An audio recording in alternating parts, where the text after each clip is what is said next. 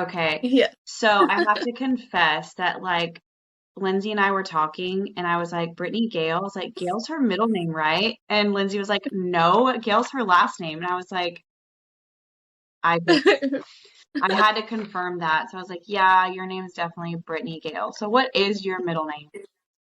It is Nicole. Oh, Nope, it's Brittany Nicole Gale. awesome.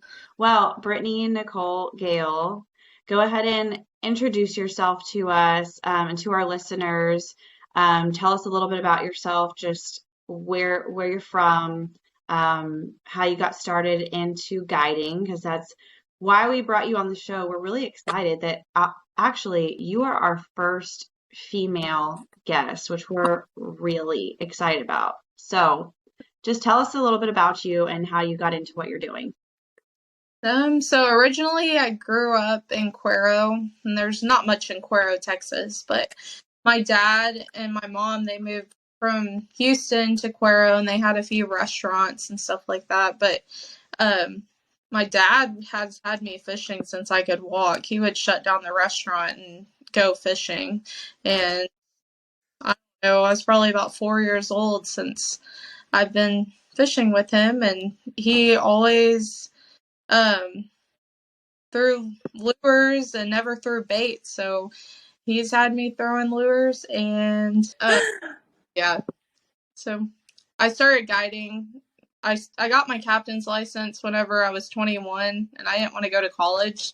So I decided to get my captain's license, and I've had it for about 6 years now and guiding, and I'm now guiding full time, and it's been fun. I've built up enough of a clientele to do that, and I know it's going to get better in the next 30 years, and hopefully I can retire in 30 years. No, probably not going to happen. But I don't know. I love it, and it's nice living closer to the coast, so I can do that whenever I want and go fishing. But yeah. So where do y'all actually live? We were living in Port O'Connor, but we moved a couple weeks ago, so now we have a barn dominium here in Port Lavaca, and that's what we're living in and still renovating and all that. But we're getting that done, and it's only a 27-minute drive to the boat ramp, which isn't too bad, but it's still, you got to get up at 5 in the morning and another hour earlier than what you need to be, but it's okay. But yeah. Yeah. So do you mainly fish out of Port O'Connor? Yes. Mainly I have done, I grew up fishing in Matagorda too. My dad always had friends that had a bay house there, so we Mhm. would fishing there all the time. We'd go up the river and fish East Matagorda Bay and uh, all around there. And then Port A in Rockport, we fished a lot. Mostly Rockport. My dad's favorite place to fish is Cedar Bayou. So yes, that was where we would usually fish when we came down to the coast. But yeah, I like fishing out of Port A too. I do better on bait there than I do in Port O'Connor. It's me, it's hard fishing bait in Port O'Connor. I can go out there with the lures and catch them, but you start throwing bait, it just it sucks some days. But Yeah. I don't know. Which I feel like you hear the opposite, especially like some of the, you know, naysayers of, bait versus artificial. Like I feel like you hear like, oh, it's easier to catch any fish on bait. You know, Yeah, not for me. I really struggled whenever I first started guiding. I told myself, I was like, I'm not going to take bait trips. And there's no way you could make it as a full-time guide down here. I mean, I'm not a guide in Corpus that, which the guides in Corpus, they're there with where the big trout are at. I mean, Mhm. of course they're going to catch the big trout and they'll have all the clientele going down there. We don't have the trout like we used to, like 5 years ago. I mean, every once in a while you'll catch a decent sized one, but it's not like what it used to be. So most of the clientele that comes down to Port O'Connor, they want to throw bait. So I've had to learn that, and it struggles sometimes, but it works out. But you could ask me, I'd rather be out there waiting with lures. That's good. So we saw on your social media that you were featured recently in the Texas Trophy Hunter Association magazine. So how did that kind of like land in your lap? That was really cool. That's a big time kind of magazine. Yes, that was exciting. One of our Josh, he's my boyfriend. One of his buddies was friends with Judy Bishop or Jurek, and she's the writer for the Texas Trophy Hunter magazine. And she was looking for a female guide on the water, and Ben gave her my number, and we just started talking, and she wrote that article about me. So that was nice, and it turned out good, even though, like I said in there, I haven't been that mad at deer in a while. My dad's place in Cuero, we'd shoot deer 50 yards off the back porch, but I hate being cold deer hunting, and then you have to clean the deer, and your hands are cold, and you have to deal with all the meat and everything, and it's just not, I'd rather, but, and duck hunting is kind of the same, but yeah, my mom's friends, they've called her, and they're older people, and they're like, oh, I got my Texas Trophy Hunter magazine, and they don't even have social media, so I thought that was, and they saw me in there. But yes. Yep. Yeah, that picture that you have on there that they did when you posted that. How old were you? The one like holding was it mallard that you had? Mallard? Yeah. 4 years ago. Okay, you look like super young in that picture. I was like, what is she doing? Well, one thing Porter Connor did do to me is I gained about 60 pounds. I am not kidding. It's bad. It is really bad in the past few years. And so I got to start working on that. There's nothing else to do than eat fried food, which I don't eat too much fried food, but drink beer and fish, what we do down here. And yes, I need to take a break for a while and hit the gym every morning, but it gets tiring after fishing all day and then going and to the gym or even in the mornings. I like to sleep. I love my sleep, but I also can stay up and just, yep. So that wasn't too long ago. Well, and I was just thinking like your fate, like you look, the hair color and everything, like you look like you were a lot younger. It's probably because you're laying there too, like, and you can't really see. It's like this little girl was laying there with this pretty mallard, and I was like, how old was she there? But you're not very old as it is, so. 27. Yeah, you're a baby. So you talk about like your dad, right? And he started you fishing at like 3, 4. And so you grew up doing this. You learned your way into doing this. So we're trying to figure, well, me personally, I'm trying to figure out the difference between like you and I, let's say. So I grew up the same way. I mean, my mom had me out on the boat before I was born. You know what I mean? Like I grew up doing the same thing, but I always relied on like my grandpa or my dad to like start up the boat and take me out, you know? So we would go out all the time, but I never took the initiative to learn how to be independent in doing these things, right? Like running the boat and, you know, becoming a guide or going out there and doing these things on my own without, you know, a man like, you know, my grandpa or my dad or somebody helping me. So just thinking back, how did you get to where you are, to where now you're out like without your dad, right? Running your own trips. And what's the advice that you would maybe give some of the ladies that are out there and not necessarily wanting to take it that far, right? But how did you get started? How did you become confident in doing what you're doing and form who you are today? What's some advice you would give to ladies that want to do this, but they might feel a little scared to do it and venture out? I would tell them you just got to go do it. You got to learn for yourself. Whenever I was younger and my dad would take me out on the boat, I honestly didn't pay too much attention to exactly where to run, all of that, all the lines where we needed to go. I just didn't pay attention. And then once I got my captain's license, I got lucky enough.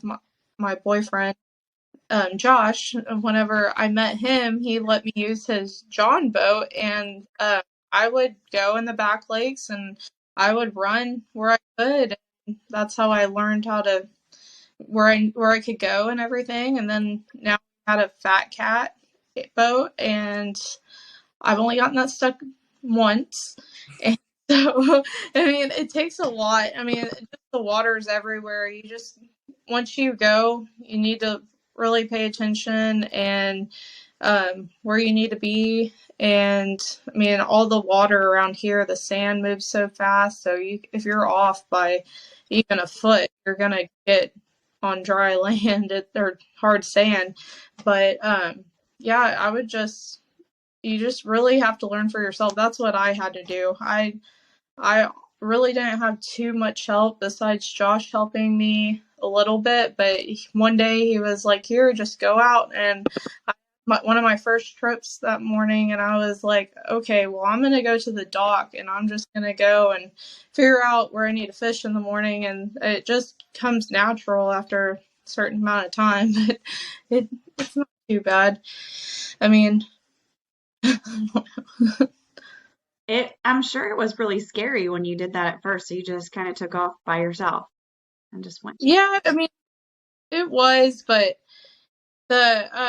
what really used to get me is doing everything by myself at the dock, back in the boat down, and then you go to Connor, there's like groups that are just sitting there and watching you, waiting for you to mess up. But I'd be and and I remember one day I couldn't get close enough to the dock. I was trying to back the boat close to it and tie it off, and I couldn't get up there. And I was like, "Oh gosh, this is gonna be like all over POC people." It's a page that they have on Facebook. I was like, "This is embarrassing," but I made my get it down, and I got over those fears, and it just comes natural now. And you just got to act like you own it, and you got to do it. There it is then. That's the advice I was looking for. Yeah. Act like you own it and you'll just make it happen. So, I mean, yeah, there's really no other way but to just do it. So I admire you. I think that you're doing an awesome job, and I love like seeing your videos going out and like doing your thing. So maybe you'll help some of the rest of us just break out of our shell. Well, unless like, like Blaine and my husband, I mean, he always runs the boat, and he tells me all the time, like, I don't care if you drive the boat. He's like, just, you just got to be careful. Just follow the map. And I'm like, but I'm scared. So, that's really cool that you just owned it. So if you had advice to give, that's good. Just own it. Go out and do it.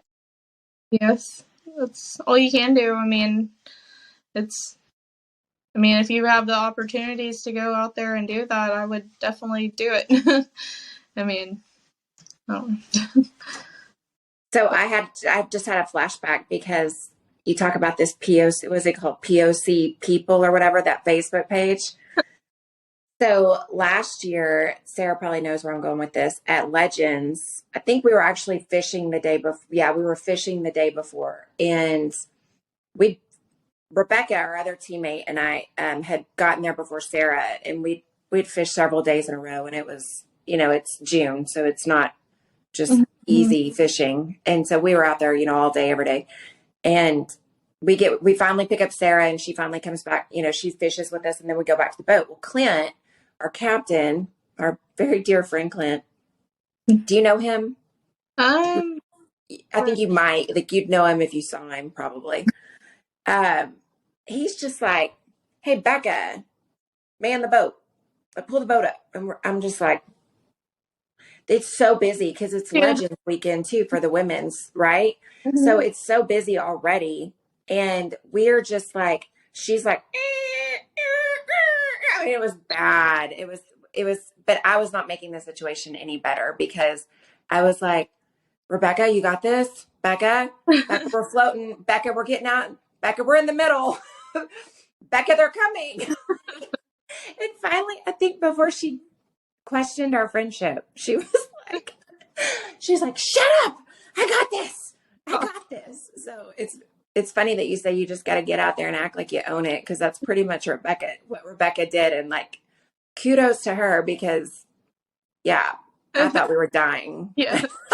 We're dying. So back to that page. We'll have to go back and look, Sarah. We probably made the page that day because we were the ones, we were just hooting and hollering. We were like, oh my God. It was bad. It was a bad scene. Well, yeah, now that you say that, on top of that, on tournament day, they also had like the game warden out there doing their little survey. And Oh, so he was trying to help tell oh our God. friend like how to pull the boat in, and and it was just like a whole ordeal. So my heart was like racing, and I think Becca was just like in her head, and it was a just hilarious end to our day. So They're we all need to go out there and own it.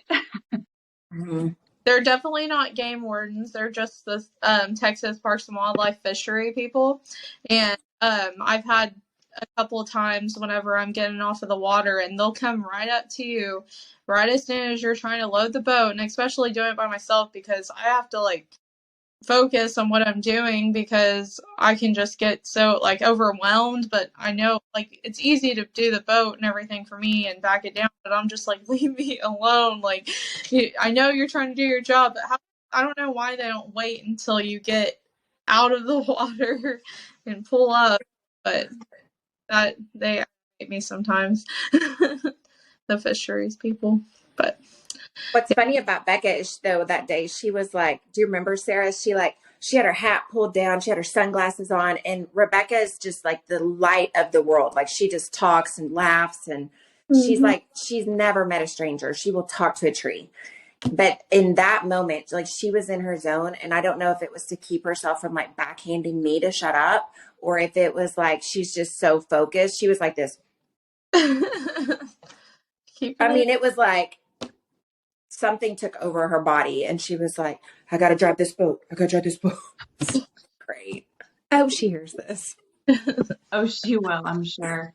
So I know that just you mentioned your dad a lot, and you mentioned your boyfriend Josh. So they've helped Mhm. you a lot on your journey and figuring all these crazy things out, right? But besides those two, and it doesn't have to be, it can be either one of them. Do you have any person in particular that's been like your inspiration, maybe on the Texas coast that you followed, and maybe when you were younger and you're like, I want to be like that person? Is there anyone like that for you? Not.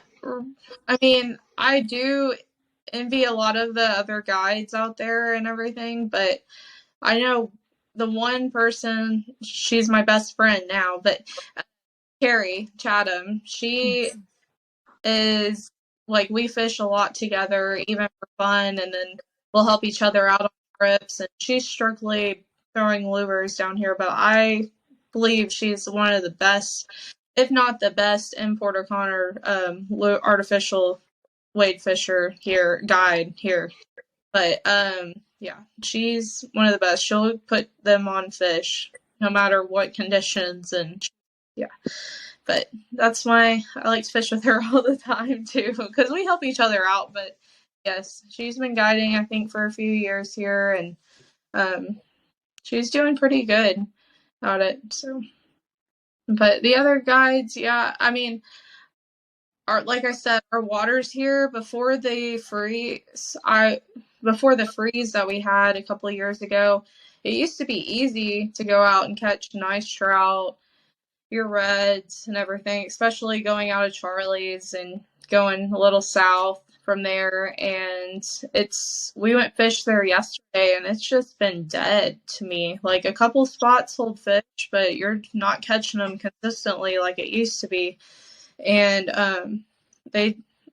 that really messed me up because I wouldn't leave anywhere but Charlie's, and then now I had to come back to Port O'Connor and actually go out there, learn all that again, and not so much learn it, but just figure where the fish are at and how to fight off all the people there. But that's always been fun. But no, it's really challenging here. I know I would love to be down in Rockport or Corpus. I know y'all talked about y'all are supposed to go with Colton Blackwell. last week, but yes, I would love to go with him too, but they're where the big trout are at. They get lucky with that, but maybe one day I'll move to Rockport, and then I don't know, we'll see. But yes, it's You can come move closer to me in Galveston. Galveston. I've never really fished Galveston. My dad, he has a friend that has a house in Tiki Island, and they go and they fish for a couple of days, but I never really fished it. I don't know. You could always move to Rockport and get a little place where I got. I saw that. Their house looks really nice. Thanks. Yeah, it'll be really nice when it starts paying for itself. Exactly. But it's right on Redfish Bay, so it's it's nice. But what's sad is like I've actually been down to Rockport more in the last 6 months than I've probably ever been in my life. Oh wow. Because of taking care of things, but I have not gotten to fish. Dang. Yeah, it's actually a lot more depressing to go down there and not fit. You know what I mean? Than just to sit up in Fort Worth and be like, I really wish I was in Rockport fishing. Like, then to be in Rockport wishing you were in, you're sitting there looking at water and it's just like, yeah. It sucks. That's how I did live in Corpus for a few months, like 4 or 5 years ago, and I hated it because I never went to the water, and I had this little job at this restaurant, and I was like, I'm gonna go down there and make good money. I wasn't so much going there to guide, but I just moved in with some friends that I went to school with, and it was horrible. I was depressed. I could not go to or probably went once or twice. It was, but yes, I know that feeling. Well, we've talked a lot about lures, like you mentioned, as far as like with Carrie being as strong as she is with lures, and like you grew up with lures, like lures has been kind of a big topic for us on all of the episodes that we've had. And it's funny to hear like what's everybody's different favorite lures. So we have to ask, like, what is your go-to? What is your favorite when everything else fails? What's Old Faithful in the form of artificials for you? Old Faithful. So I'm definitely a down south girl. I love throwing down south lures. That's what I have my most confidence in. And I know that confidence is the biggest key to what you're throwing. But if I'm having a tough day and I know that the fish just not biting that well, I'll throw a candy apple down south, red and white, and that mostly catches them. It just depends, though, on like watercolor and just pretty much the watercolor. I love to throw dirty tequila on a clearer days or the blue moon. The smaller, this I can't think. The smaller blue moon shad, with the yellow tail, that one really does good too on redfish, bigger redfish. But I've caught some big trout on the dirty tequila down south lure, and I throw a 1/4 ounce jig head year round, and no matter what, even in shallow water, that's what I like to throw. I don't like throwing it. Sometimes I'll throw an 1/8 ounce if it's super shallow, like knee deep or shallower, but I consistently throw a 1/4 ounce jig head. That's just me though. But yeah. So is that just a personal preference on the weight of the jig head? Because like that's the first time I've ever heard that. Yes. Is that Sarah? Would you agree? Yeah, I mean, I'm kind of like that. Like I really like my lighter jig heads, and I'll throw that all day long. I don't like to change usually because it's just my preference. But I haven't heard that one. That's I don't know. I feel like if I reel it faster and I can reel it slower, it just depends. But you get more of a reaction strike in the shallower waters whenever you're reeling a little slower, just slow or fast enough to where you're not gonna get grass on it, and it works for me. I don't always come back with grass on my jig head, but that's what I like to throw. And the other color that we've been throwing has been the spicy pumpkin, and that one's been really good right now, water Connor, but spicy pumpkin down south. But Carrie will throw an 1/8 ounce. Her husband, though, will throw a 16th ounce. And he has a whole different other style of fishing, but we're all different. But most of the time we'll outfish her husband, and he gets mad. But it's all in fun, though. See, that always just proves it every time. I'm telling you, every time. I don't know what it is. If we like give off something when we're in the water, like yes, a lot of times like Blaine and I will go fishing and he catches like Mm-hmm. good fish all the time, but then I'll be like reeling in this monster. And I'm like, got you. I think girls just But always get the bigger stuff. But just that's my opinion. mm-hmm. Yeah, me and Josh and Carrie went fishing. It was a couple weeks ago, and we're in one of the back lakes. And Josh was telling Carrie, he's like, "You should go up here on the shoreline and fish these potholes." Carrie's like, and he was like, "Well, you can do whatever you want to do." And me and Carrie both went out deep, and we went on different sides of the bay. And he's up on the shoreline, and I walked back to the boat so he could actually wade the shoreline, and I was farthest one from the boat. But we caught some really nice fish, and I was like, I wonder what Carrie has. So I went and got the boat, picked her up, and we went and got Josh, and we had all of our fish laid out on the bow, and I just see him. He was really mad. He was throwing all of his fish out of his sack back into the water, and we're just like, okay, it's time to go. We're like, oh, Great. yeah. So, what is it like, I guess, fishing with your significant other? Like, describe that whole scenario because, like, just talking about this, like, gets me revved up. And Lindsay knows because I always talk about this. Like, when Blaine and I go fishing, it's like, oh my gosh, he's always like, they're over here. You need to come over here. And then I'll get there and he's like, just kidding, let's go. And I'm like, I just walked all the way over here because you told me to. And it's just always like we're always going at it when we're fishing. So what is your whole dynamic like with your significant other when you go fishing together? It's definitely the same. I do not drive the boat whenever Josh is on the boat because I do not want to hear it. Like I said, I've only gotten a boat stuck once out of the past like 6 years of guiding, but still, I do not. He can drive. He can go to go, and yeah, we pretty much go at it too. Like he wants me to fish where he's fishing at, and then I have a couple of times when I know we're in deeper water and I know there's sharks around, and I'm trying to get close to him, and he's like, "What are you doing so close to me?" And I'm like, "Yeah, just go get the boat. I do not want to stand right here and fish." But yeah, I'm like, "What do you want me to do? Do you want me to stand next to you and fish next to you, or do you want me to go do my own thing?" So I don't know. Me and Carrie fish really good together. So, and Josh, he can go fishing with his buddies. but yeah.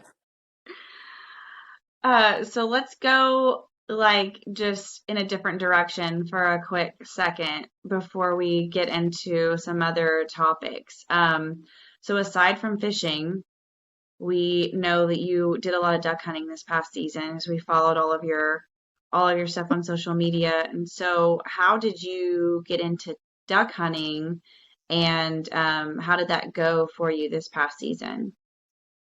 It went pretty good. It was better than last season, duck hunting was. I didn't take too many trips duck hunting this year just because I'd rather be fishing. But Josh, he eats, sleeps, and breathes duck hunting. So some mornings I would get up and I'd go with them, and he had a nice honey hole that we hunted, and it was pretty good. Just came in. Yeah, it duck season definitely was better this year than last year. We had a lot more ducks, and it just, yeah, we had a lot more ducks than last year. But I got into duck hunting. My dad and his buddies, whenever we were in Matagorda, uh, we drive down the sand dunes at 3 or 4 in the morning from staying up all night and go find us a spot over behind the sand dunes, and we'd duck hunt. Josh really got into it a lot more though, um, than my dad and them. But it that's all that matters for him whenever it's that time. But I'd rather fish. I don't know. So, what do you have a favorite duck that, I mean, it's one that I think we all have a favorite something, but like, is there one that you're just like, I want to shoot those all day? Like, that's my style. I do like shooting pintails, but of course you only get one a person this year, and I've heard that they're going to take away our pintails for next year, so I'm not sure on that. But yeah, pintails, I do want a nice widgeon. I've shot widgeon before, but I haven't shot like a good enough one to mount. But we'll see them every once in a while in Porter Connor. But just getting them in. Do you eat duck or do you just like shoot the game, the sport of it? No, we eat them. We make wraps out of them. Of course, good in bacon, but you have to cook it right. I usually soak mine in Cabernet for a couple days. You got to cook it medium rare, and if you got to cook it like a steak, and it's pretty good. I've had duck bad probably a couple times just because I didn't cook it, but whenever I make it, I like it. I'll eat it. It's the same with geese too. I mean, just a little darker meat, but yes, we actually eat them. Well, I know some people are indifferent, and I personally, I haven't ate a whole lot of duck. I mean, the bird, like we haven't gotten a duck hunt. We didn't get the duck hunt this year. And last year, the very few opportunities that were there, like it was just very few bird. I mean, now Brian, my boyfriend, he had a better run at it because he spent more time out there doing it. He loves to duck hunt. But I've just never had a good experience eating duck. Like it's just never been like, this is great.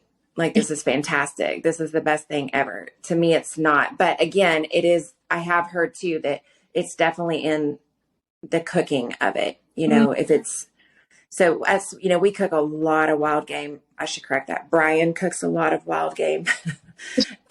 So I've had from everything from beaver to obviously antelope to your big game stuff, but we've just never cooked a lot of duck. Mm-hmm. So I'd be interested to like try that Cabernet suggestion because I know we have not done that. I would just get a cheap bottle, not the decoy one. Those are a little expensive. Yeah. But just a cheap Cabernet for a couple days, and it can be really good. But you got to cook it medium rare, medium rare, not overcook it, and then it won't taste as good. So that is good to know. Sure. You said you soak it for a couple of days in the Cabernet? Yes. About 1 or 2 days. I mean, just in a bowl, and that bleeds them out too because they're really, so it's always been good for me. Well, I am going to have to try that with you because, believe it or not, I have literally never shot a single duck in my entire life. That's crazy. It's fun.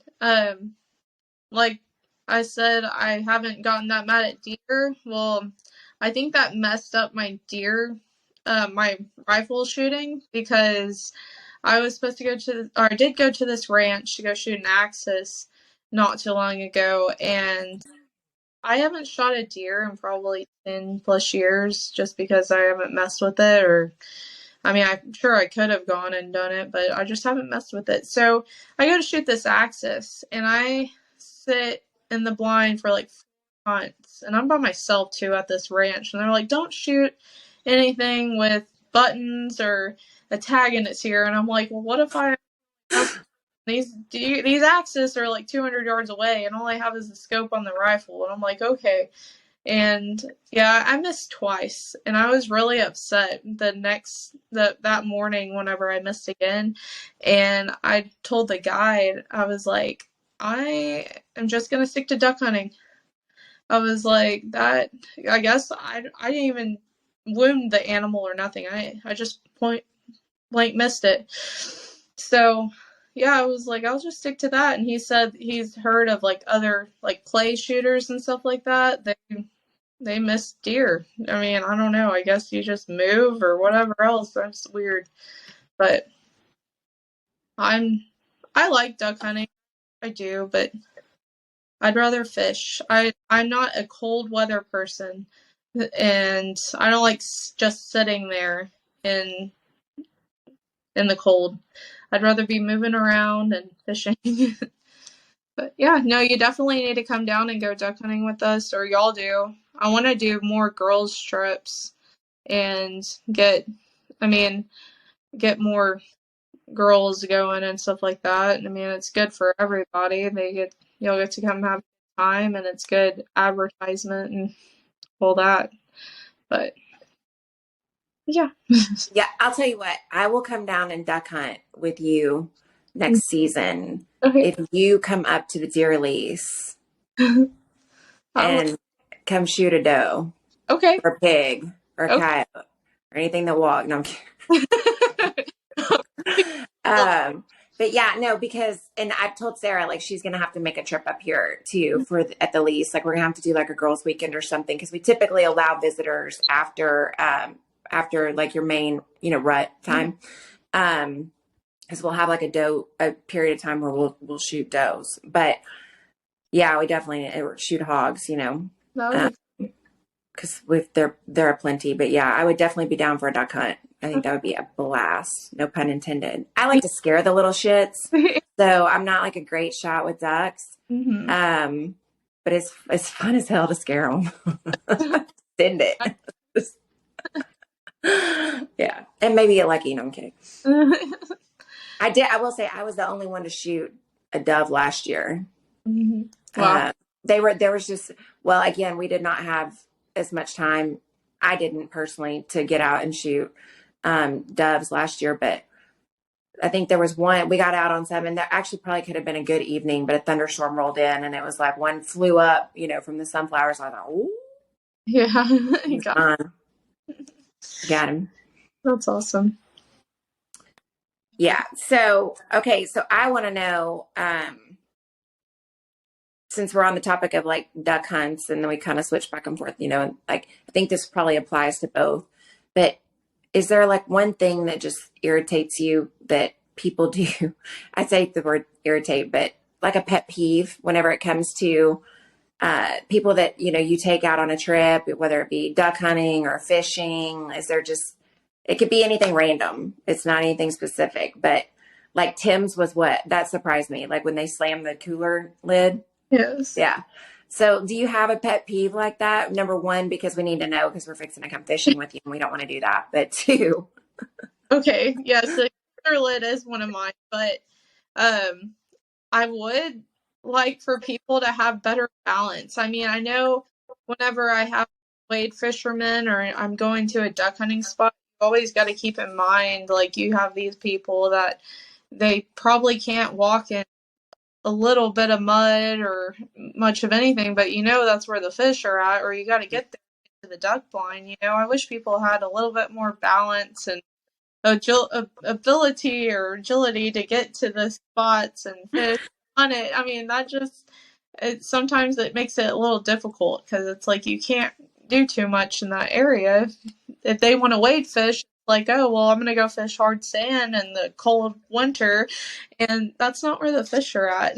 So that's one of my pet peeves. But other than that, slamming the lid. And another thing, whenever I'm going to dock the boat, is when people stand up and they try and grab the ropes. I like to do all that myself, because anything could happen. Like, I've gotten up or gotten from the steering helm and gone. I had the kill switch still attached. I mean, we're not coming in hot, but still, you might bump into it. And I'd rather them just stay sitting down until I completely stop. But yeah. I am so glad you said that, because I am that person, because Blaine always expects me to like get up and help and like just so he doesn't bump anything. So I will make sure I will let you do your thing. I'm guilty of that. I'm always getting up every time we go on someone's boat. I'm just like, okay, like, where do you need my help? But Yeah. I think it comes from a good place though. At least people are trying to help versus just sitting there and like doing absolutely nothing. So, yeah. Yep. Oh, but I will put onto that back onto your other pet peeve is like you wish that more people like they have this expectation and they want to do this and they want to do that, but obviously like they're physically limited. Number one, probably because they didn't prepare for it or they, underestimated the actual conditions. But I'm just gonna say this, and Sarah, correct me if I'm wrong, but I feel like we are professional mud walkers at this point Oh, because we, for whatever reason, get nominated to get dumped off at every tournament in the muddiest spots, like to our knees. And it's just like, we will bitch. Don't get me wrong. I'm not saying that's not going to happen, but yeah, we do it. Hmm. I feel like we wear a sign that says we'll walk in mud Oh, for fish. We'll walk in mud for fish yes. no. until we're out in it and we're like, Yes. No. 100%. It is really scary though, I will say, because that like my biggest fear is that there's something hiding in that mud that like you're unaware of that I'm like about to lose my life. Like that's how I feel every time I'm like trucking through mud. But yeah, I mean, I think I agree with you though. I could see where that would be like a huge pet peeve because like you said, Lindsay, like people have these expectations. They want to go out and they just want it easy, right? They think because they're hiring a guide that they're just going to go catch some fish and you're going to put them in some easy spot to do that. But you have to be also physically like not, I don't want to say like physically in shape because like not all of us are in shape, right? But physically like even mentally prepared to go put in the work to get it done because it's not easy. Like you have to go looking for those things, right? So I can see like where you're coming from with that for sure. Yes. It can, yeah. I mean, it's not like I purposely go put, and I definitely don't put them in knee-deep mud because I I wouldn't fish there unless there was a tournament and I knew for sure that I needed to fish that. But yes, I mean, it can make it difficult sometimes. And then they fall in the water, and then you really have to call it a day if it's cold outside. But yeah, I've been there. yes, that's no fun. So it's like speaking of, I guess, falling in the water and calling it a day, has there been anything just like super crazy that's ever happened on one of your trips, like either with yourself or with a customer that's just been like something you'll never forget? Um, not. I mean, not necessarily, not so much like falling in the water or any of that, but I have had clients who are trout fishing in the surf. They've hooked onto like a 6 foot tarpon, and I was just tarpon fishing the day before and didn't see a tarpon, but this thing was like 10 feet from the boat. That was really crazy. I wish I would have had that on video, but not too much crazy stuff happens. I know whenever me and my dad go fishing, whenever I used to take him out a lot, it's like every time we went out, something bad happened. But I think we broke that curse this past summer. Not too much bad stuff has happened lately. But yeah, no, I'm not too many crazy stuff. Your dad's a character. We got to meet him, remember, was it Paradise Key? We Um, were there last year at Babes. yeah, that wasn't my dad. Oh, wait. No, He said he was your dad. no, he was joking. That was her girl's dad. Yeah, no. Yeah, but my dad is a character. Wait, No. that dude also danced with the other girl on our team. Oh gosh, yeah. Yeah, yeah. That was another guy from Cuero, but yes, it wasn't my dad. That's funny. Yeah. Hey, speaking of Babes, are you taking a team this year? Yes, I am. And finally, I've done it. I've taken teams the past 4 years, 4 or 5 years, and finally, I have a group of girls that want to do guided artificial. And I haven't had all of my teams have done guided any bait, and so hopefully we have a better chance this year. What division are y'all going to be in this year? Or are y'all going to do it? We just like to get thrown in yeah, we're doing it. We're going to go in the same division last year, the non-guided any bait. Awesome. Yeah, just get Yeah. out there and just throw it up there. See Yes. if it sticks. Mm-hmm. Yes, we're gonna do guided artificial. I can't fish it because I have my captain's license. Right. I just be their guide, and it should be fun. I've had fun, or we've done good the past few years. We've caught some nice reds, but you can't really compete against the airboats that go and catch 28-inch four reds in like 30 minutes. I don't know. That still is all kind of like sketchy to me. I've never gone out there and caught like four slots that are 28s and 27 and a halves in 30 minutes. I just, on a tournament day, it's crazy. I'm like, good for them, but it still kind of seems weird. But Oh yeah. I don't know. Yeah, no, But we that stuff is crazy. We always question like the tournament stuff. Well, this one is just such a big one though, and it's so like I feel like more for fun rather than like competition. Well, don't get I mean, I don't want to say that either because like we love the competition. Like anyone would love to come in first place, but there's so many teams at this mm, one that I feel like a lot of us go into it with, not a lot of expectations other than to just have a good time with each other and have fun. But yeah, we typically do the any any, bait because we have a mixture on our team that's like Lindsay and I usually use lures, and then the other two girls will probably not. yeah. Just we've got all kinds on our boat, so should be a fun time. So I can't wait to see you there. It's coming quick. Yeah.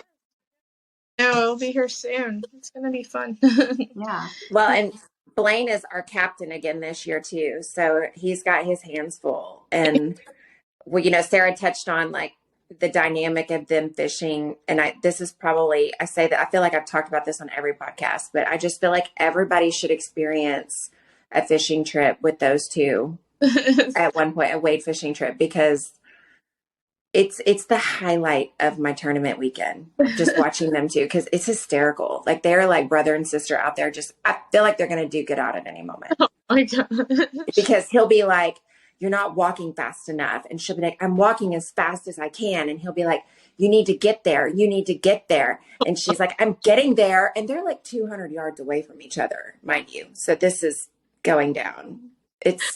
I heard Just y'all. trust me, if you ever get the opportunity to go fishing with them, just go. Don't even think about it. Yeah, you can come down here and we'll take you fishing in our area. We're like West Galveston is where we typically stay around that area. We don't really go into Matagorda that often, like unless it's just we get a wild hair. Because I've explained to you before, like I feel like I say this on every episode because it's legit the truth. We have to get the kids to school and then we'll go late. So we never get that early morning start. We'll go late fishing and then we have like a handful of hours before we have to book it back. Like I've literally had to call my neighbor in the past and been like, "Oh my God, we're not going to make it home by the time the bus gets to my house. Can you please get Wesson off the bus?" And then we'll be there in like 15 minutes. We'll be like booking it back home. We always are trying to do stuff that we like probably shouldn't be doing, but try to get away with while the kids are in And school, especially during the winter season. Like in the summer is fine because we can take them, right? Like on the weekends, it's not freezing cold. But yeah, during the winter, it's just hard to get them out there to where they're like actually comfortable. So, and I know you were talking about you're not a cold person, so you don't like to yes. sit and be still, right? You'd rather be moving. So Yeah. I wanted you just, and this is going in like a completely opposite direction of what we were just talking about, like tournament fishing wise, but I wanted you to tell us what some of your like favorite gear is that you use in the winter. I mean, even in the summer too, but I feel like in the summer it's just like kind of casual. You can wear what you want, right? And be comfortable. But in the winter, it's like you have to have those really right items that keep you comfortable when you're fishing during the day. So what are those things for you? What's your complete like gear setup? I definitely wear Sims. I have a problem with Sims. Like buying the stuff. I have friends that get things off of my pro staff thing off of Sims. And so once they do that, I'll go on there and buy all kinds of stuff. But I bought a $30 pair of socks. Sims, you really have to layer on in the cold. Like, you can't just wear one jacket. I see myself wearing 3 jackets.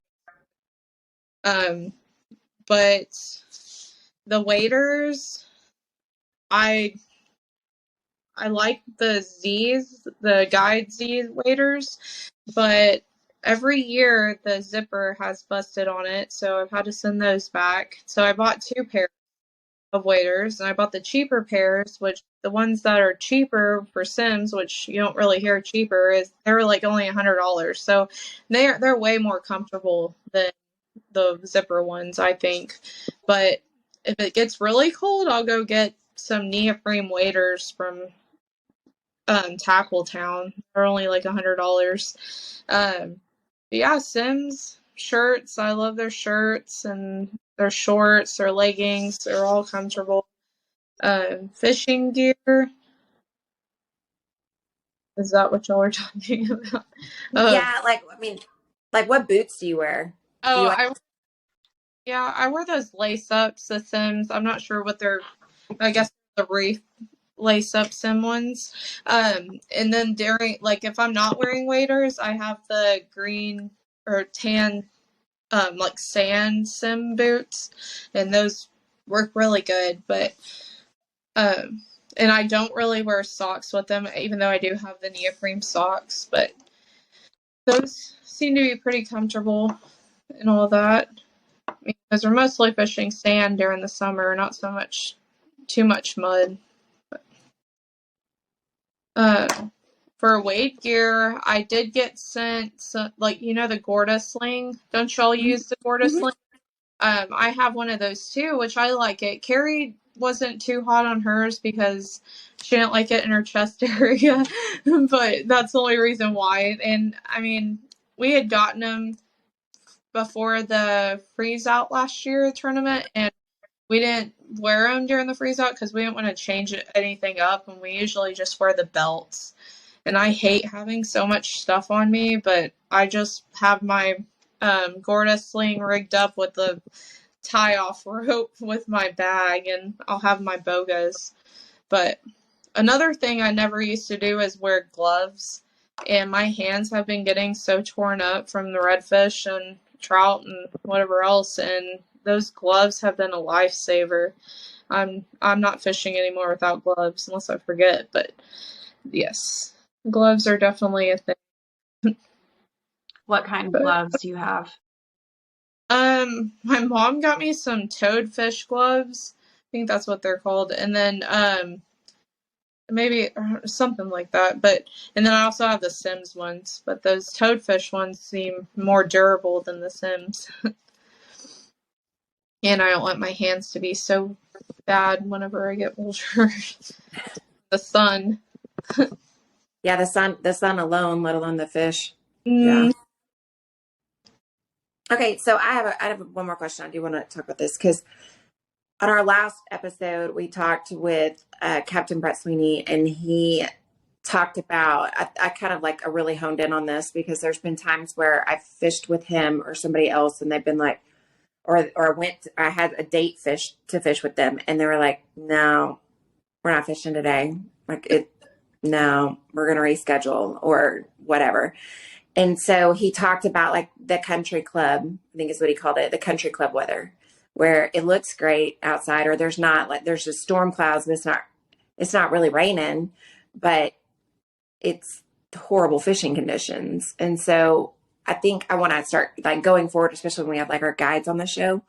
I want to ask each one of them, like, what does your ideal day of fishing look like? Not just outside, like what normal people see, but like what you're looking for, whatever it comes to knowing like, okay, this is going to be a high action day. Or if you could pinpoint, like, what does that look like? What is that okay. perfect day?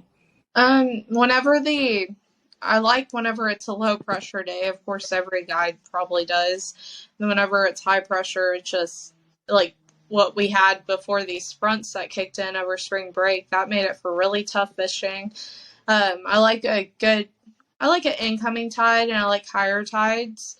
an outgoing tide. I just didn't do too good this past week on it, the outgoing tides, which I usually would, because the warmer water's moving through, going out to the Gulf. But we did have a lot of pretty water move in. I don't like fishing dirty water. I will if I know there's fish there and it's making the water dirty. Not if it's just dirty from the wind. That's just, I don't like fishing it. I like fishing clearer water and a little dirty if I know there's fish there for sure. And I like cloudy days, but then again, I do like it whenever it's really sunshiny outside, and I do like at least a 15-mile-an-hour wind. The Whenever days are like slick calm, that can make it really tough for fishing too. And whenever you do have pretty days, especially before the front, that's whenever you look, it's probably going to be a higher pressure, and that's harder for the fish to bite. So whenever you have your gloomier days, I seem to do better. But everybody likes it sunny and 75. Yeah, definitely should be getting better this week, right? I think like Wednesday through Friday might be some better days just this week that we're talking now, which is we're going, when people hear this, it will be past those days. So hopefully we'll have some great things to share later this week. It is today, March 20th, just for whoever's listening when we release this episode. So yeah, that cold front just came through over the weekend. And yeah, we did have a trip scheduled last Friday and that got canceled because the wind was like 26-mile-an-hour craziness, which Corpus is always windy anyway, but that was just too much. Another thing to look to is the moon. Like right after a full moon, it's not that great of fishing, or you have to wait until the new moon. Whenever you book your trips, I would try and do it before the full moon. And that's your best bet to catch fish, because after that, it can be more tough. So I think both of us, Sarah and I both, we've fished the Legends Women's Tournament since the first year. And the first year, the year that Carrie's team won, I think it was like a super moon. And it was like, I still call it, I mean, it's not, there's never a worse day of fishing, but if there was one, that's to this day probably the worst day I've ever had. And it was just, there was fish all around us. I mean, just all around us. And the fish that we did, the very few fish that we did catch that day were full of food. Just full of it. So I know we definitely probably look at it more now than we did that day. Oh, yes. It definitely tells you a lot. The moon does. It has a lot to do with the feeding times and the fish. So, and that's same with deer hunting too. All about the moon. Yeah, it's crazy how that like just affects everything, really. It's wild. Just nature in its own, it's just a beast. It's crazy.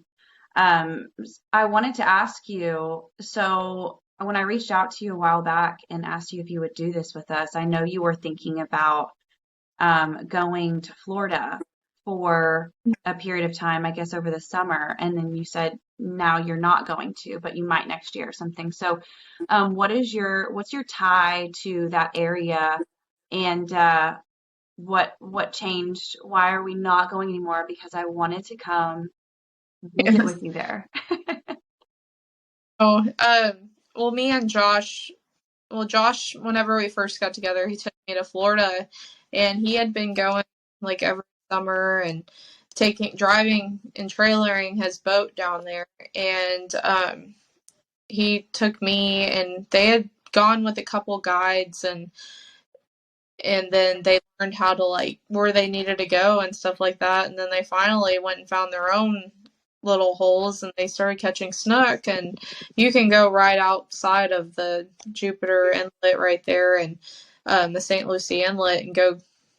You're in 1,000 foot of water. It gets pretty deep out there. But we were gonna go. We were talking one night, and we're like, let's just do it. Like, we wrote down what we would need, and we needed at least like 9 groups to make it actually worth it for us to stay there, because we were gonna go and get a actual rent and stay there. And the way we planned it, because Josh was like, well, we need to go during the full moons or before the full moon, and then you'd be there for like a couple weeks, and then you'd have like a little break, and then you could take out again. So it all had to do with the moon whenever we planned that. But we ended up we had to move from Port O'Connor, and we moved back here and back to Port Lavaca, and we just decided it wasn't the right time to go and do it yet, and really wanted. We might go up there for a week or two and try and go fish, but it's definitely in the plans for next year, because we did get a few people that were interested in going, and it's in Stuart, Florida, on the Atlantic side. And but once it comes down to it, it's like, okay, well, you don't really want to. You want to wait and see if you actually get 9 groups of people to go. Then we just did it last minute, so we're gonna wait off, and hopefully next year come together. We'll see what happens. But those snook. I saw you went to Florida. That looked nice. What part did y'all go to? Oh, we went all the way to Isla Morada, so we were far. We flew into Miami and then drove from there down, and then we took a day that we went to the Keys. But that got me hooked on like a whole new kind of fishing. I'd never caught Oh, a snook before, and it was like a mixture of like a trout shake, but a redfish bite. And then oh you yeah, get this thing, and it's like a bass mouth. Although, like I've said this a million times too, I've literally never caught a bass in my life either. really? Never. Well, I grew up saltwater fishing. When I was younger and I figured out that there was like freshwater fishing and there was like bass and crappie, I was like, what is that? I didn't even know because I only grew up in saltwater. I had no idea. But yeah, the snook got me hooked on like a whole nother type of fishing. So I tried to convince Blaine too. I was like, we're moving. We're moving to Yes, Florida. Like and he goes, no, I can't not trout fish. You don't understand. Because where we went was close like fish trout. The Everglades and stuff, which they don't like there's no wade fishing. Yeah, And so he was like, absolutely not. I was like, but please. I was like, well, you could just fish from a boat. Like just it would be so relaxed. You wouldn't have to do any more work. Just drive around and fish for snook. And he was not buying it. So, but I loved it. yeah. It was really cool. Snook are Mm-hmm. fun. Yes. Yep. I saw you caught Um, one once in the surf somewhere, like in your area. I was in Pascavallo. It was on a croaker though. But yes, I've seen them down at Green swim past me like a few years ago, and they'll catch them out at the jetties too. But I think that freeze kind of picked them out or killed them. The couple ones that we've had. Because I was talking to Josh today, and I saw Key Largo, Florida today. It was like 64 for a low, and he said any colder than that, the snooks start dying. So hopefully they're not doing too bad with those red tides and brown tides that they've been having, and it's getting cold everywhere, which is stupid. But yes, I agree. I'd love to move to Florida. That's the only other place I would other than Texas. But yep.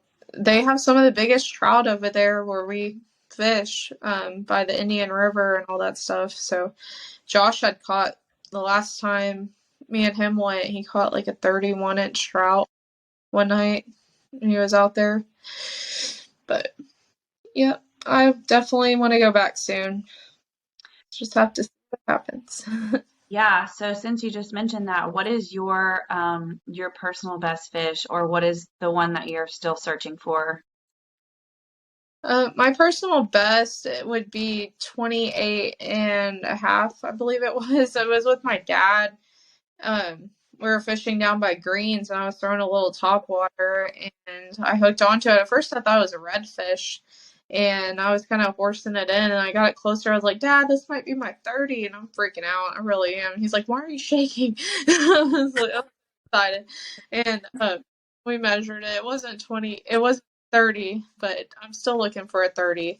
We're talking about going to Baffin really soon and going and trying to catch some big trout, but might go to Port Mansfield tomorrow. Carrie was talking about it, but Josh was saying that there's not that many big trout in Port Mansfield right now, that we need to go to Baffin.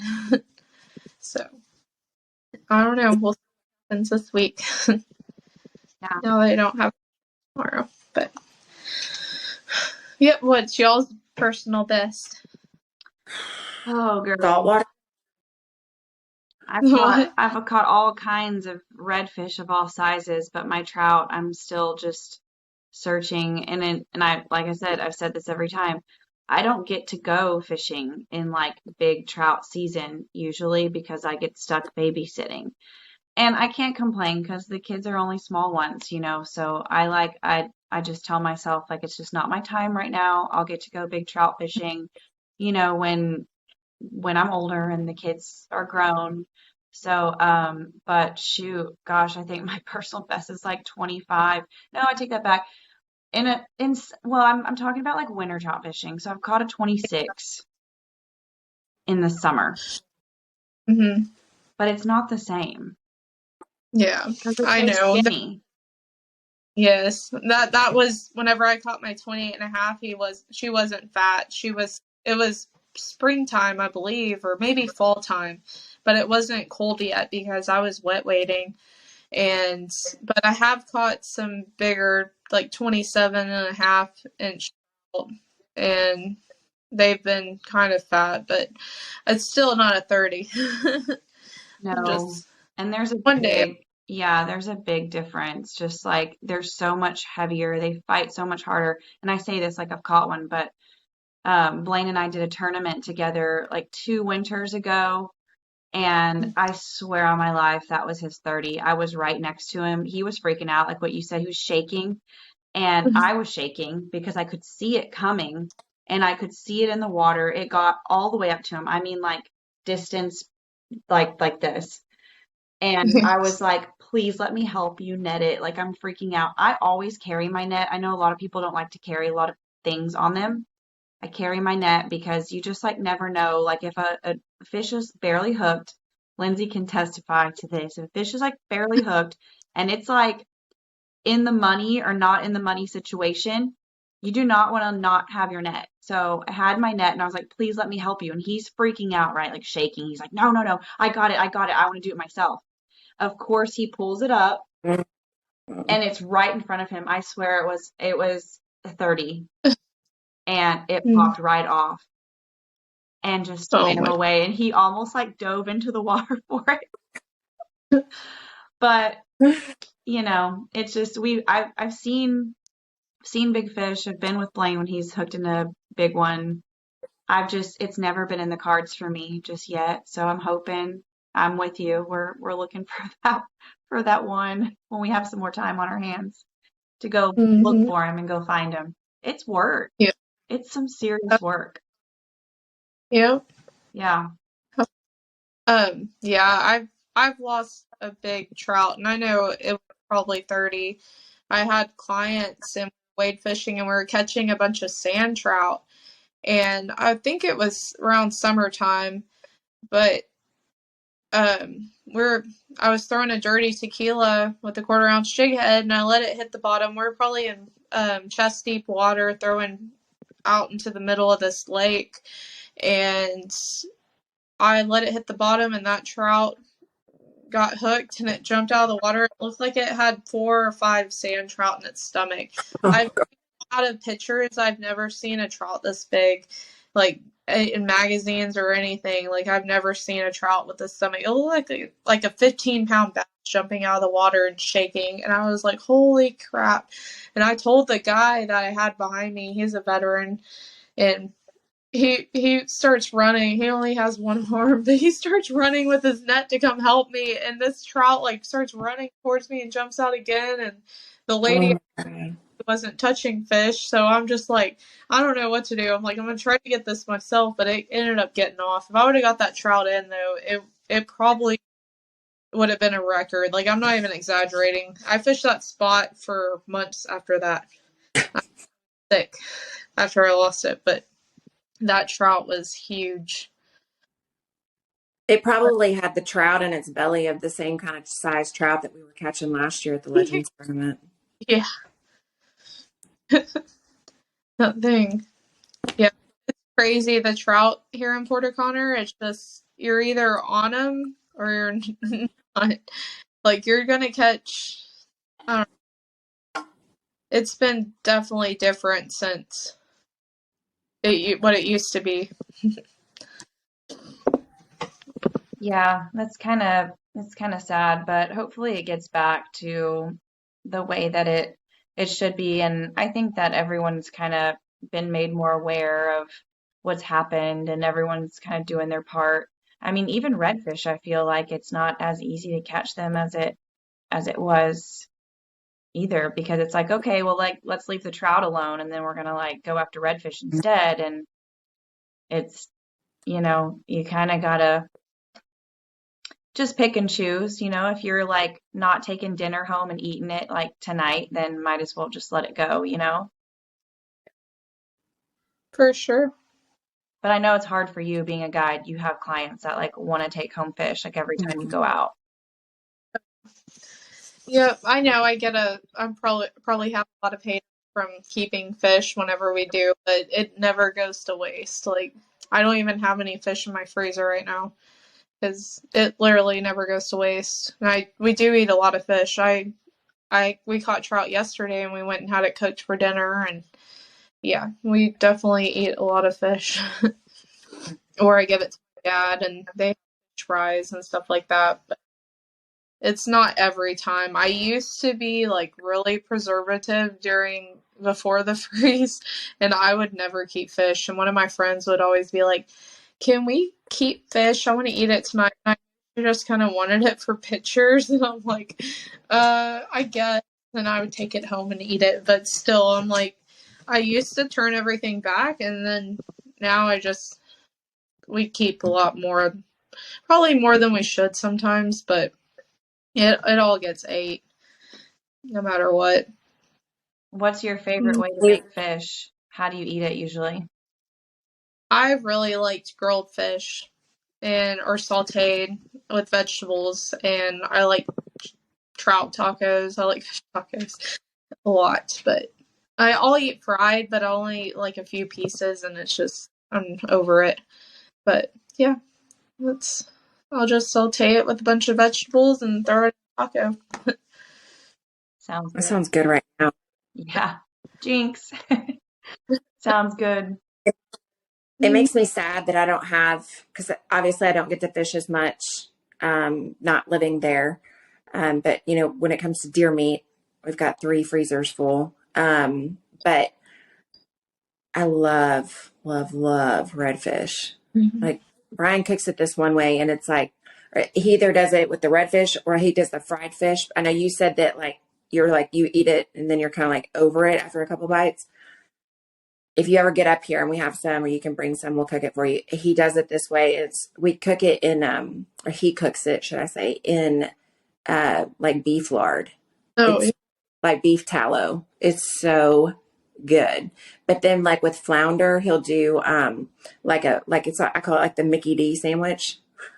But it's like it's beer battered and it's like so light and fluffy and then with like this chipotle mayo.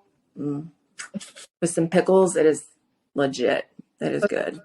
So it makes me sad that I don't have very much fish in my freezer left. So hopefully I won't take any trout home, but hoping, fingers crossed, I'll get to take some redfish home in April. yes, y'all are going to be coming fishing with me soon too. So that's going to be fun. What was I going to say? Yeah, y'all should try my flounder recipe. I love doing stuffed flounder. And what I do, I'll get chicken sausage or some kind of sausage, and then crab meat, real crab, and crawfish shells sometimes. The ones in the bag, sometimes they don't have great of a flavor, but crawfish shells, and for the you use Red Lobster biscuit mix. It's so good. That does sound good. Yes. Where do you You have find, Red Lobster. yeah, where do you find Red Lobster biscuit mix? Oh, they have it like HEB, I think, don't they? Yeah. Oh, yeah. Yep. I came up with that recipe one day because I don't like that Stouffer's topping. Mm-mm. It shouldn't go in a fish or a turkey. I don't know. That's just me. But yes, the Red Lobster biscuit mix, and it's just amazing.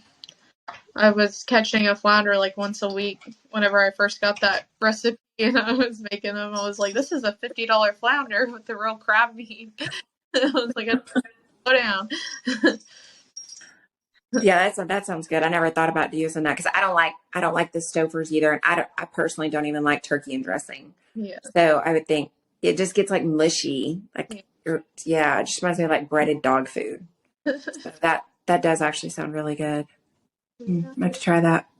Yeah, you need to write that down for us because I'm like all about the details. I'm one of those, like, actually I don't know. I do better with videos. I have to YouTube stuff and I'll like watch and I'm like, is it supposed to look like this? Because when I read things and I go through like how you're supposed to do it, I'm like, oh, is this right? I like to watch YouTube videos. You should like record how you make that and we would totally share it because yeah, I love flounder. I love stuffed flounder.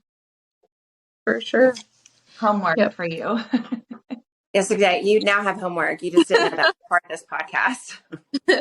It's crazy. I'm so awkward whenever it comes to talking in front of all this stuff. So I'm just like, I'm trying to get through it. No, you're doing a great job. So you are our third guest and you're our first female. And so we've been we've been reminding everybody, like when we do this, it's like we're all new to doing this. Like I don't think Lindsay and I either are used to like sitting here and looking at each other on a camera screen and talking and like, but it's all for fun. And so that's like one of the main things that we've been trying to just remind people is that we're doing this for fun and we're doing this because we love it, right? And so we like getting to talk to people like you and getting to know you and how you do things because we want to learn too. Because not everybody, we don't know everything, right? And so we're just trying to learn and grow and get to know people and hopefully, put you out there too to maybe other people that don't know who you are and maybe have been wanting to book a trip with you. But for me, like when I book a guided trip, I'm like a social media stalker. I like to see like I look for things like this, like videos, because I want to know like their personality because I've been, sometimes you go with people and like it's like, should this person really be a guide? Because yeah, maybe they can catch fish, but their personality sucks. And I have to say that out of all the females that we know in this like fishing community, when I saw you on social media, because that's how I knew your face, right? And then we ran into you at Legends and Lace. You were like the sweetest, most bubbly like personality. And so I told Lindsay, I was like, she has to be on our show because you're just like you're so chill and like down to earth and you're not very like pretentious or like full of yourself, which I think makes a great guide because you're very just like honest and noble about how you do things. And so like I just wanted to commend you for that. Because I think just being a female in general in this like fishing community has become this weird thing now where everyone's like trying to show and maybe it's guys too, right? But I don't really pay attention much to that because guys are guys. But like females, I feel like it's become this very like interesting world where like everyone's trying to like show you up, Well, thank you for all that. But yeah, how I think about it is I'm not like one of those like, oh, I'm a woman, like I'm gonna do this, like it. I really don't care what guys do. I can do exactly what they can do, and it doesn't. I'm not gonna be like, oh, I'm a girl, like I need to do this or whatever, like I don't look at it at all like that. Like I feel like if I'm gonna fish like a tournament or like we fished the freeze out and I don't want to be treated any different than any of the men. Like that's just me. Like I'm not gonna be like, oh, I'm a girl, like I need this and that. But I don't know. That's just my view on that stuff. I don't really care, like if I don't know. Another thing is I don't show my body on social media whenever I take pictures of fish, and I feel like that has got. I feel like I should have like I don't know more respect for or other people should have more respect because of that. But and then the ones that do that, they get more publicity, of course, but still, they do. I feel like they do get that more than some of the people that actually work hard for what they actually do. Instead of going and jumping on somebody's boat for free, and running around. I don't know. That's just my view on it. Yeah, no, you can say it. Running around with hardly any clothes on. Yeah, no, and then taking pictures with fish, and then and then they have a rod sponsor. I don't even have a rod sponsor, but the girls that fish, once, twice a year, they have rod sponsors because they get to go on other people's boats and maybe catch a fish, and they're on a magazine or something. So I just kind of try and forget all that and put that to the side, and I don't know. They can do what they want, but and hopefully in another 10 years, um, I'll have a sponsor or something, a rod sponsor, or I don't know. We'll see what happens. But yep, I'm not gonna show my body for any of that.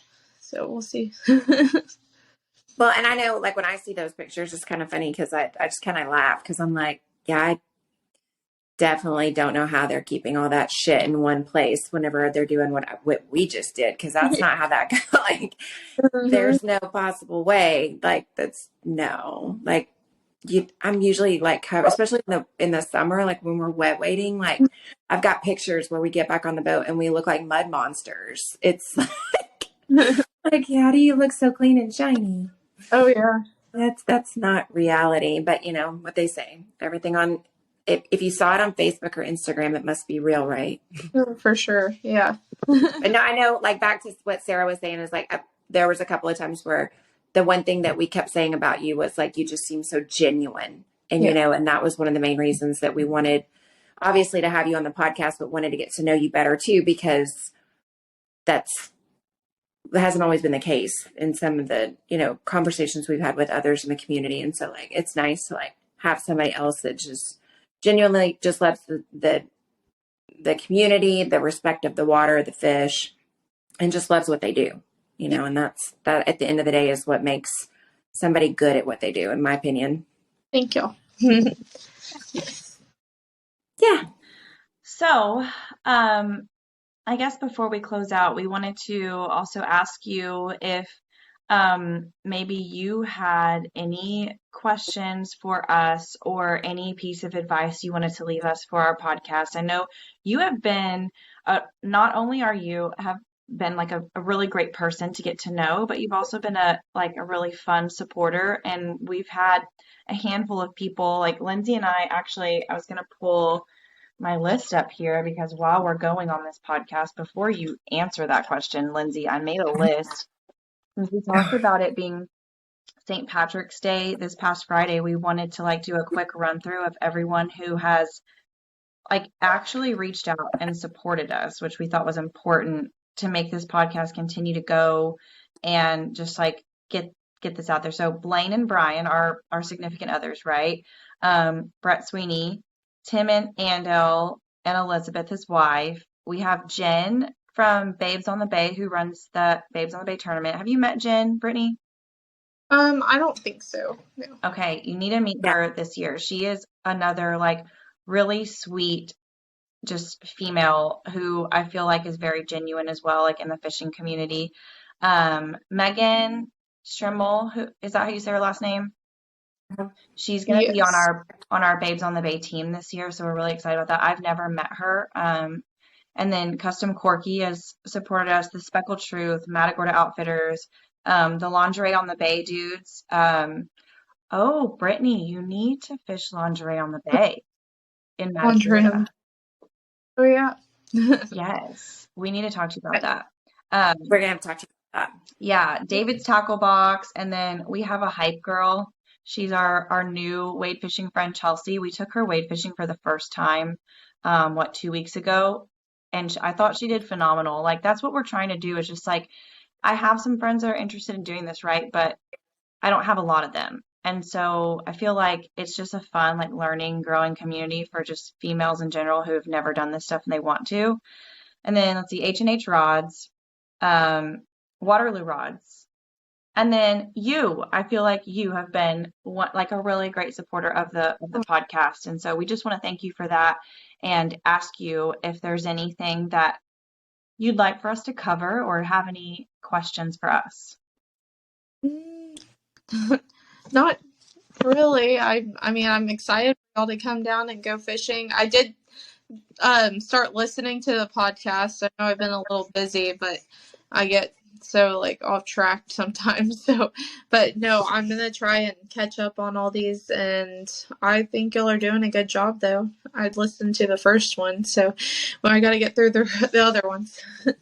Girl, I don't even listen to podcasts myself, I'll be honest, because I don't This, have a lot of time. So it's very difficult to even listen to this one myself. yeah, understand. Yeah. Yeah. Lindsay, did you have anything else that you wanted to cover with Brittany before we call it a great show?